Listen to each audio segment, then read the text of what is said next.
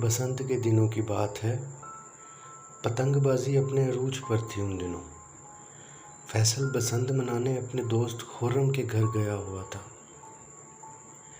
रात बिजली के शॉर्ट सर्किट की वजह से बार बार लाइट का आना जाना लगा हुआ था।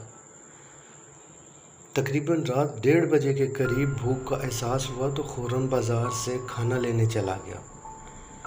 फैसल लाइट जाने की वजह से छत पर टहल रहा था कि साथ वाले घर के सहन में फैसल की नज़र पड़ी, जहां एक छोटा सा बच्चा फैसल की तरफ ऊपर देख रहा था। रोशनी इंतहाई कम होने की वजह से रात और ज़्यादा गहरी हुई थी। फैसल दीवार से थोड़ा सा पीछे हट गया, मगर कुछ लम्हों बाद ही फैसल को साथ वाली छत से किसी बच्चे के रोने की आवाज़ आई। फैसल ने दोबारा देखा तो वही छोटा बच्चा फैसल से कुछ फासले पर खड़ा रो रहा था। फैसल ने आखिर पूछ ही लिया कि बेटा, इस वक्त आप छत पर क्या कर रहे हो? मगर बच्चे ने फैसल की बात का कोई जवाब नहीं दिया। फैसल ने दोबारा पूछा, आपके बाबा किधर हैं?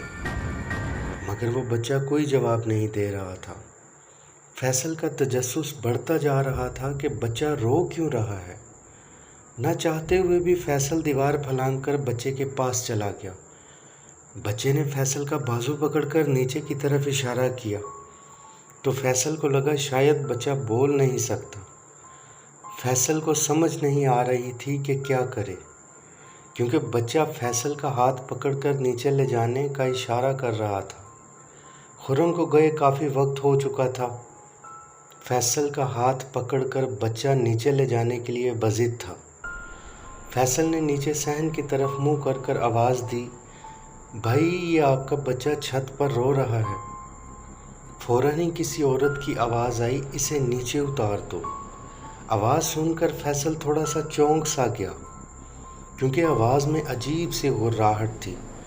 फैसल ने लकड़ी की लगी सीढ़ी से बच्चे को नीचे उतारा। लाइट आ चुकी थी। फैसल की नज़र जैसे ही सहन के दाएं तरफ कमरे के कोने पर पड़ी, फैसल की धड़कनें बेतरतीब हो गईं। एक औरत कोने में बैठी काले बकरे का कच्चा सर चबा रही थी। वो औरत फैसल को देखकर गुस्से से गुर्राई।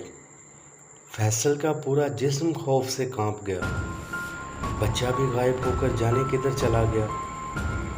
फैसल बेकाबू होकर गिरने ही वाला था कि खुर्रम की आवाज़ फैसल के कानों में पड़ी, जो फैसल के पीछे खड़ा कह रहा था, फैसल क्या हुआ, किसे देख रहे हो? यहाँ कोई नहीं रहता। ये 3 साल से घर बंद है। फैसल बड़ी मुश्किल से खुर्रम के पास पहुँचा। खुर्रम फैसल की हालत अचानक ऐसे देखकर परेशान सा हो चुका था। फैसल ने खुर्रम को सारा वाक़या सुनाया और फिर वहाँ से चला गया। बहुत दिन फैसल बुखार में रहा और सोचता रहा आखिर उस रात हुआ क्या था। फिर कभी फैसल ने किसी से उस बात का जिक्र नहीं किया, क्योंकि फैसल नहीं जानता था कि वो कौन थी। व्यूअर्स, लाइक और सब्सक्राइब करके हमारी हौसला अफजाई करें, ताकि ऐसे ही सच्चे वाक़यात आपको मिलते रहें। अल्लाह निगहबान।